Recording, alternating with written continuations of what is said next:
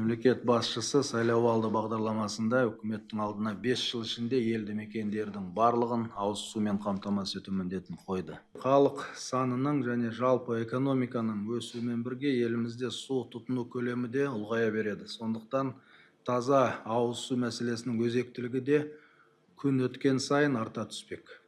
Мемлекет басшысының тапсырмасы бойынша қалалар мен ауылдарды сумен жабдықтау жобаларын іске асыру аяқталды.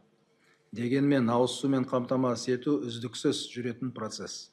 Сондықтан барлық жауапты мемлекеттік органдар бұл мәселені тұрақты бақылауда ұстау қажет.